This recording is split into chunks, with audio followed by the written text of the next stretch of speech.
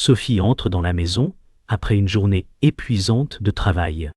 Un silence inhabituel l'accueille, mais ce n'est pas cela qui attire son attention. En voyant son mari Étienne assis à la table de la cuisine, une lettre devant lui, le cœur de Sophie se serre. Étienne, normalement si chaleureux, ne la regarde même pas. Ses mains tremblent légèrement, et une lourdeur dans l'air semble envahir la pièce. Un simple yoga, il faut qu'on parle de sa bouche, transperce Sophie comme une lame. Le froid dans sa voix, l'absence de chaleur, tout dans l'attitude d'Étienne est une condamnation muette. Point. Sophie s'approche, l'esprit déjà envahi par des doutes douloureux. Lorsqu'elle reconnaît l'écriture soignée de la lettre, elle comprend immédiatement. Ce n'est pas juste une trahison, c'est l'anéantissement de tout ce qu'elle croyait vrai. La pièce semble se refermer sur elle, l'air lourd du poids de la vérité. Sophie est à bout de force. Elle serre la lettre contre sa poitrine, son esprit en guerre. La pièce est comme un coffre-fort, l'air lourd de la vérité qu'elle vient de découvrir. Étienne, sans un mot, reste là, son regard fuyant, comme s'il attendait qu'elle parle. Mais Sophie ne sait pas quoi dire. Ses pensées tournent en boucle, cherchant un sens à ce qui vient de se passer. Elle cherche un indice, un signe qui pourrait justifier cette trahison, mais tout semble vide. Le silence dans la pièce est assourdissant. Chaque souffle qu'elle prend semble lourd de douleur, et pourtant, elle sait que rien ne pourra réparer ce qu'elle ressent. La trahison d'Étienne, de celui qu'elle aimait, de celui qui était son pilier, a détruit plus qu'un simple mariage.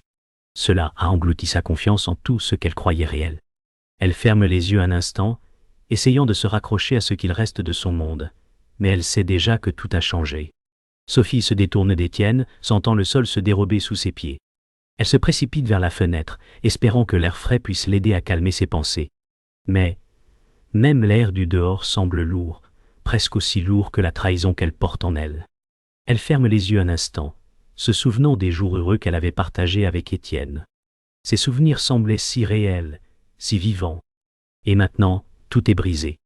Elle se tourne à nouveau vers lui, et il la fixe toujours sans un mot, comme si de simples paroles ne pouvaient réparer ce qui a été fait.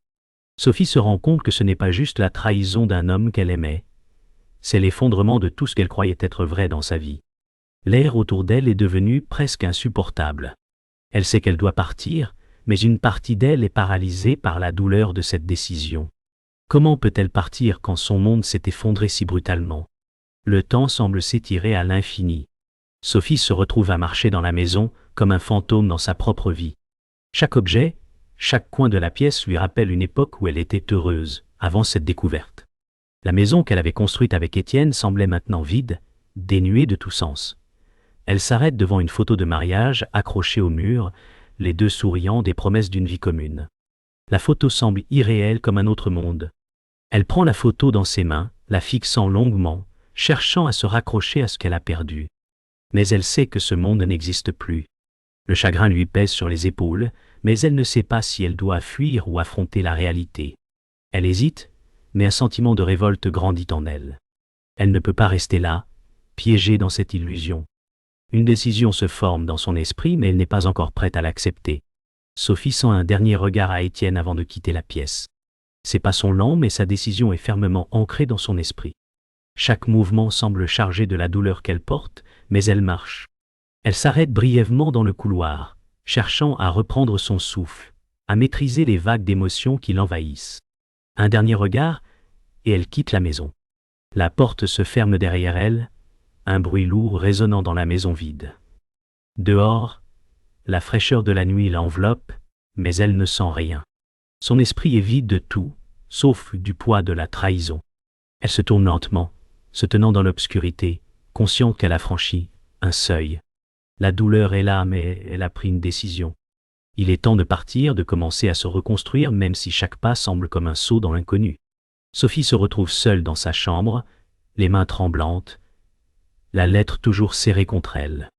La douleur de la trahison n'a pas cessé de la ronger, et chaque pensée semble la conduire dans un cercle sans fin de questions sans réponse.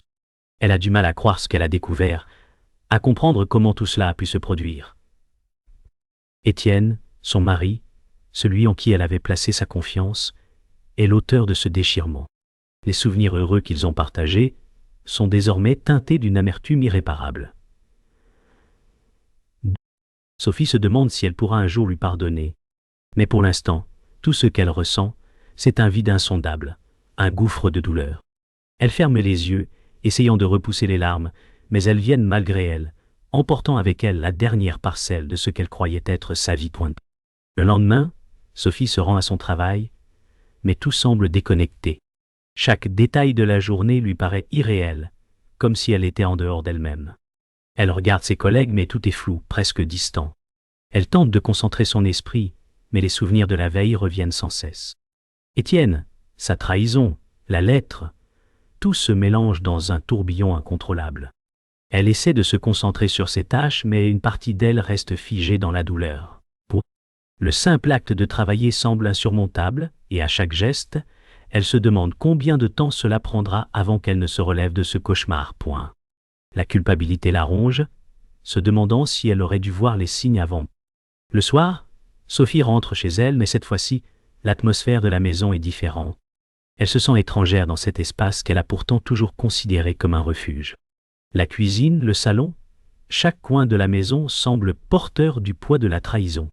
Elle se retrouve dans le salon, seule, à contempler la pièce, se demandant comment les choses ont pu en arriver là.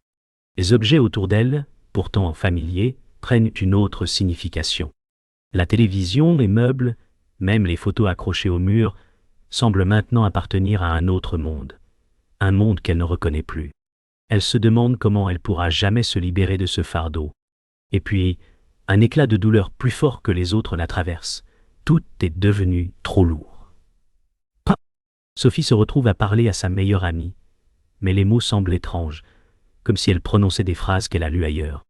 Elle lui raconte ce qu'elle a découvert, mais chaque mot qui sort de sa bouche semble irréel.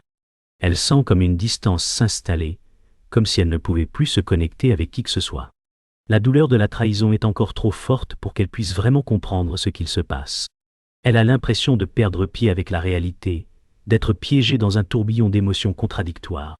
Son ami, visiblement choqué, tente de lui offrir des conseils, mais tout ce que Sophie ressent, c'est une profonde solitude.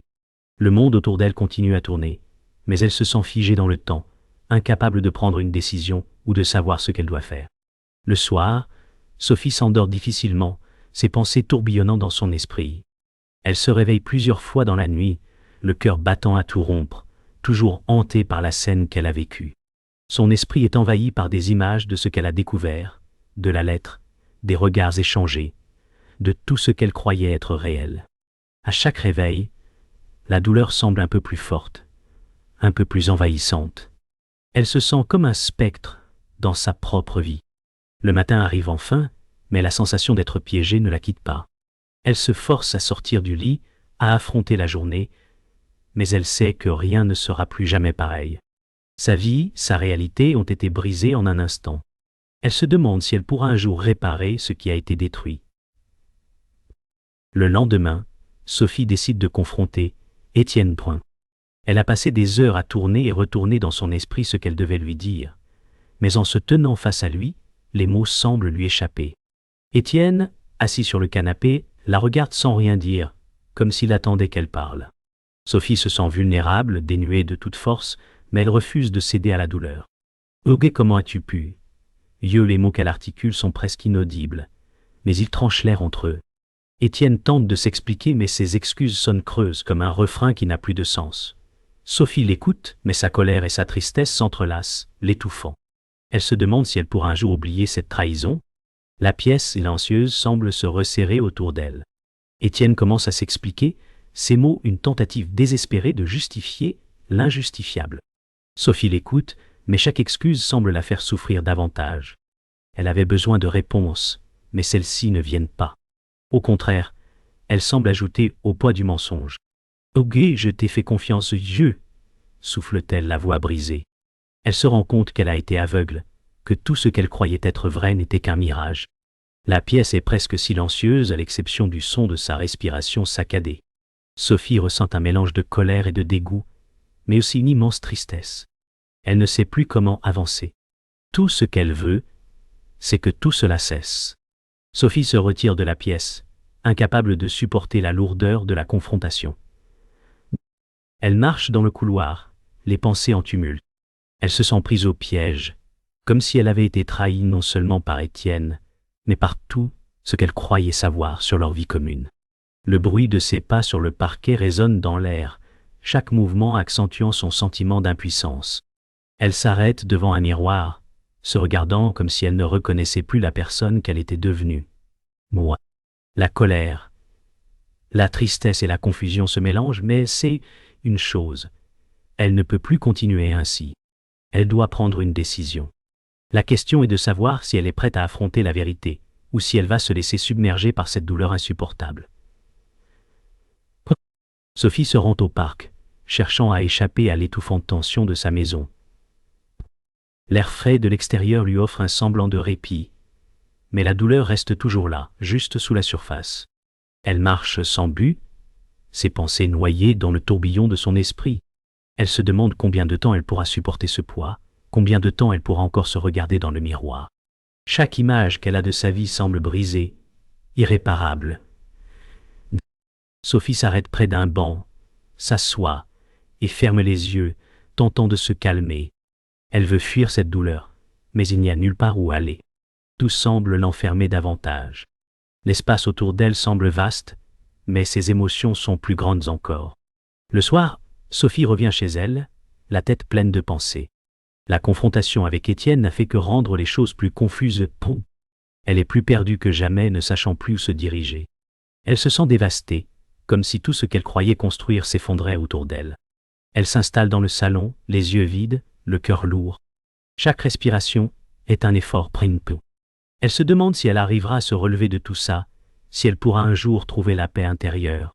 La colère et la douleur se mélangent, mais une partie d'elle commence à se dire qu'il est peut-être temps d'avancer, de quitter cette maison, de tout laisser derrière elle.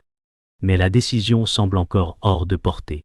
Sophie commence à fouiller dans les affaires d'Étienne, cherchant quelque chose, un indice, un signe qui pourrait expliquer cette trahison. Le tiroir du bureau est rempli de papiers, de souvenirs de leur vie commune. Mais, en fouillant parmi les documents, elle trouve quelque chose qu'elle n'avait pas anticipé. Une vieille photo, celle de sa sœur et d'Étienne, souriant ensemble lors d'une fête. Elle se fige, ses doigts serrant la photo comme une décharge électrique. Pondrier de comme un oiseau, maman avait un concendier comme une décharge électrique. La vérité l'envahit en un instant. Sa sœur a participé à cette tromperie.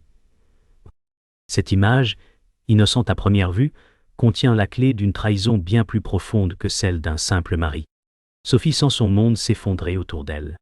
Tout ce qu'elle croyait vrai, tout ce qu'elle avait construit, est maintenant un mensonge.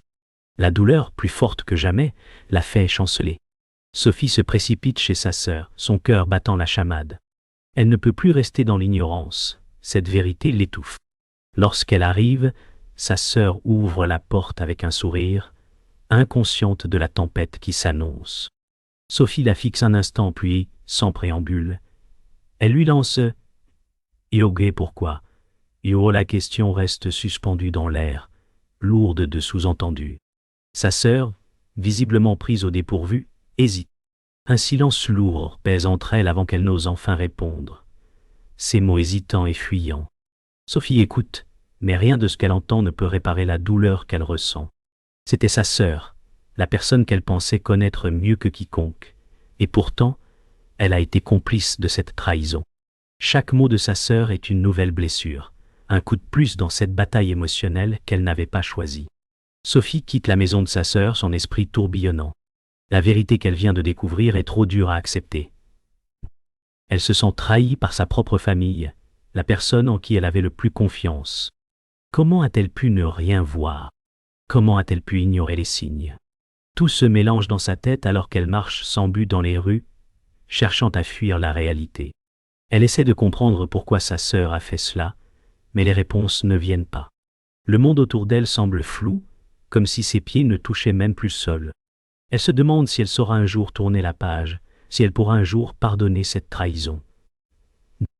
Mais pour l'instant, tout ce qu'elle veut, c'est partir, fuir cette douleur insupportable.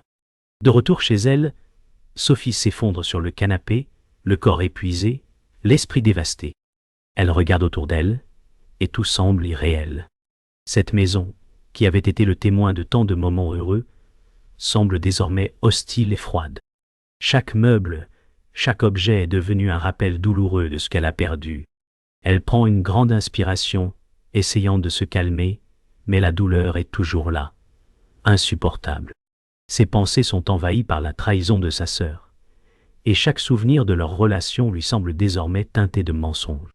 Sophie ferme les yeux, mais au lieu de trouver un semblant de paix, elle est envahie par un tourbillon de rage et de tristesse. Elle sait que rien ne sera jamais plus pareil, et le poids de la réalité se fait de plus en plus lourd. Sophie reste seule dans la maison, les heures s'étirant, le silence pesant. Elle sait maintenant qu'elle ne peut plus continuer ainsi. La vérité est là, évidente, et son monde n'est plus ce qu'il était. Elle a été trahie par ceux en qui elle avait le plus confiance, mais malgré tout, elle comprend qu'elle doit avancer. Le chemin sera difficile et la douleur sera présente, mais elle doit prendre cette décision. Sophie se lève du canapé, son regard déterminé. Elle sait que tout est fini, mais quelque part, au fond d'elle, une petite lueur de force commence à naître. Elle prend une grande inspiration et fait un pas vers l'avenir, prête à reconstruire sa vie, peu importe la douleur qu'elle ressent encore. Le lendemain, Sophie se retrouve face à Étienne et à sa sœur dans le même espace, une rencontre qu'elle n'avait jamais imaginée. Le silence entre eux est presque palpable, lourd de non-dits et de trahison. Sophie les regarde tous les deux, et les mots, aussi simples soient-ils, semblent se coincer dans sa gorge. Mais elle sait qu'il est temps. « Oroubé, vous m'avez trahi. Vous m'avez trahi tous les deux, oh, dit-elle d'une voix froide mais ferme, luttant pour garder son calme. Étienne essaie de s'expliquer, mais ces mots sont inutiles maintenant. La vérité est là, évidente, et il n'y a rien qu'il puisse dire pour réparer ce qui est brisé. Sa sœur tente aussi de justifier son comportement, mais tout ce qu'elle dit semble encore plus déloyal. Sophie les écoute, mais au fond d'elle, la douleur s'intensifie. Tout ce qu'elle ressent, c'est une colère profonde, mais aussi une étrange forme de libération. Le contrôle de sa vie lui échappe depuis longtemps, mais aujourd'hui, elle le reprend.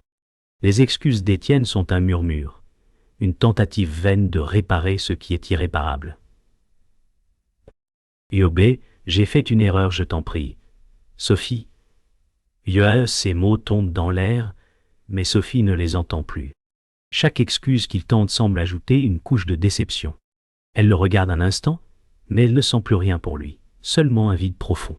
Sa sœur, quant à elle, commence à pleurer, son visage marqué par la honte, mais Sophie ne cède pas. Les larmes de sa sœur ne changent rien. Rien ne peut réparer ce qu'ils ont détruit ensemble. « Oh, que vous m'avez trahi, tous les deux yeux !» répète Sophie, d'une voix plus forte cette fois, sa colère éclatant à travers ses mots.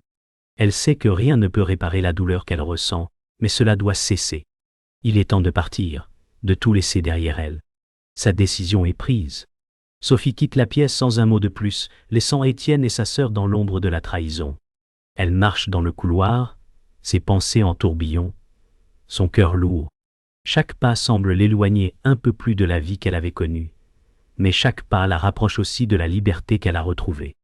Elle n'a plus envie de se tourner vers le passé, même s'il semble l'appeler. Son monde a changé à jamais, mais elle commence à comprendre que c'est peut-être une chance de tout recommencer. Elle n'est pas prête à tout pardonner, pas encore, mais elle sait qu'elle doit se libérer de ce fardeau. Elle prend une grande inspiration, déterminée à ne plus regarder en arrière. Sophie se trouve enfin à l'extérieur, dans la rue, l'air frais de la nuit enveloppant son visage. Elle prend une profonde inspiration, mais la douleur ne disparaît pas. Elle regarde autour d'elle, se demandant si elle pourra un jour oublier ce qu'elle a vécu, si elle pourra un jour se libérer de la trahison de ceux qu'elle aimait. Mais au fond de ses yeux, il y a une lueur fragile mais présente, celle de la possibilité d'un nouveau départ. Point. Chaque pas qu'elle fait est un acte de courage, un acte de liberté. Le monde autour d'elle semble immense, rempli d'opportunités mais aussi de défis. Elle est seule, mais pour la première fois depuis longtemps, elle se sent prête à affronter ce monde. Point. Le matin se lève, mais Sophie n'est pas la même.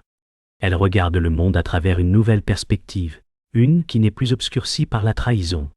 Ce matin-là, elle prend un moment pour respirer profondément, savourant la liberté qui commence à se faire une place dans son cœur. Elle n'a pas encore toutes les réponses, mais elle sait qu'elle a fait un premier pas vers quelque chose de plus grand, quelque chose de plus vrai. Le chemin sera difficile, mais elle est prête. Sophie sourit doucement, un sourire timide, mais plein de promesses. La vie ne sera plus jamais la même, mais elle est prête à vivre sa vérité. Sophie se retrouve seule dans la chambre, à regarder les affaires qu'elle a laissées derrière elle. Le chaos émotionnel de ces dernières semaines semble l'avoir laissée épuisée, mais aussi profondément changée. Elle se tient là, observant l'espace qu'elle a autrefois partagé avec Étienne, et un sentiment de calme commence lentement à l'envahir. Elle ferme les yeux, se permettant de respirer profondément. Les souvenirs sont toujours présents, lourds et difficiles, mais Sophie commence à comprendre qu'elle doit avancer. Elle n'oubliera jamais ce qui s'est passé, mais elle refuse de laisser ses souvenirs définir sa vie. C'est un moment de transition, de résilience.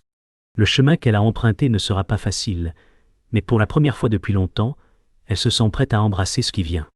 Sophie passe la journée à faire des petits changements, à réorganiser les espaces qu'elle avait partagés avec Étienne. Chaque petit geste, chaque objet qu'elle déplace, lui permet de récupérer une partie de son indépendance. Elle commence à prendre plaisir dans ces petits moments, ces gestes simples qui peu à peu l'aident à retrouver le contrôle sur sa vie. En réorganisant les choses, Sophie se rend compte que ce n'est pas juste sa maison qu'elle réorganise, mais aussi son cœur. Il y a encore de la douleur bien sûr, mais elle commence à voir la lumière au bout du tunnel. Elle s'installe sur le canapé en fin de journée, épuisée mais sereine. Le poids de la trahison n'a pas disparu, mais elle le porte désormais différemment. Alors qu'elle se promène dans la rue, Sophie se rend compte qu'elle commence à voir le monde différemment. Les couleurs semblent plus vives, l'air plus frais, comme si elle redécouvrait la beauté des petites choses. Elle prend un moment pour s'arrêter, respirer et observer les passants, les enfants qui jouent, les arbres qui bougent doucement dans le vent. C'est un moment de répit, une pause dans sa lutte interne. Elle se rend compte que la douleur de la trahison, bien que toujours présente, ne la définit plus. Elle est prête à avancer, à rencontrer de nouvelles personnes, à découvrir de nouvelles passions, à renouer avec elle-même. Il est temps pour Sophie de réécrire son histoire, à sa manière. Sophie s'assoit sur un banc dans un parc, observant les gens autour d'elle. Elle ne ressent plus cette angoisse constante, cette lourdeur qui l'étouffait. Le monde semble soudainement plus vaste, rempli d'opportunités et de possibilités. Elle regarde une famille qui passe, les enfants riant et jouant ensemble. Sophie se sent calme, prête à tout, prête à s'ouvrir à la vie et à l'avenir. La douleur est toujours là, mais elle a trouvé une nouvelle manière de vivre avec un paix. Le vent souffle doucement dans ses cheveux, et un sentiment de paix intérieure s'installe en elle. Elle sait que ce ne sera pas facile, mais elle a l'espoir de reconstruire sa vie petit à petit. Le lendemain matin, Sophie se réveille tôt, son esprit plus calme que jamais. Elle se sent prête à faire face au monde, prête à entamer un nouveau chapitre de sa vie. Elle regarde autour d'elle, dans sa maison, un endroit qui n'est plus simplement un souvenir de son passé, mais un espace qu'elle a créé pour elle-même. Elle prend une grande inspiration, son cœur battant plus sereinement. Ce n'est pas la fin de son voyage, mais un nouveau commencement. Sophie se prépare, vêtue simplement, prête à sortir pour affronter la journée, un sourire léger sur son visage. Elle sait que tout ce qui l'attend ne sera pas facile, mais elle est prête à l'affronter, à sa manière. Sophie marche lentement dans la rue, le vent frais effleurant son visage.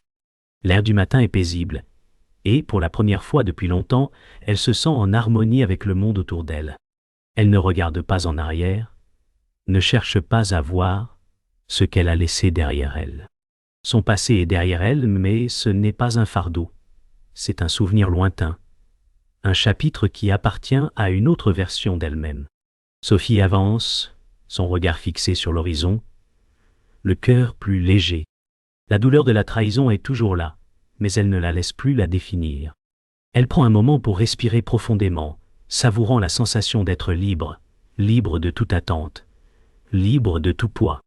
Elle a pris sa décision, et elle n'a plus de regrets. En marchant, Sophie se rend compte que chaque pas la rapproche de la personne qu'elle souhaite devenir. Elle n'est plus la victime de sa propre histoire. Elle est la narratrice de son propre avenir. Elle commence à sourire, doucement mais sincèrement, alors qu'elle se rend compte qu'elle est capable de tout reconstruire, à son rythme, de la manière qui lui convient. Les choix qu'elle fait aujourd'hui seront les fondations de son avenir. Ce n'est pas un chemin facile, mais elle est prête. Il y a encore des incertitudes, mais elle ne les ferait plus. Sophie est prête à vivre pleinement, à avancer sans peur, sans se retourner. À mesure qu'elle avance, Sophie réalise que, malgré tout ce qu'elle a traversé, elle est plus forte qu'elle ne l'aurait jamais cru. Les cicatrices émotionnelles sont là, mais elles ne la définissent plus. Elles font partie de son histoire, mais elles ne sont plus le moteur de sa vie pignée. Elle comprend que la véritable guérison vient de l'acceptation de soi, de la capacité à avancer malgré la douleur. Elle s'arrête un instant et regarde autour d'elle. Le monde est vaste, plein de possibilités, et Sophie est prête à les saisir. Elle sait que le voyage sera long, mais elle est prête. Avec un sourire, elle reprend sa marche, pleine de conviction, vers son avenir.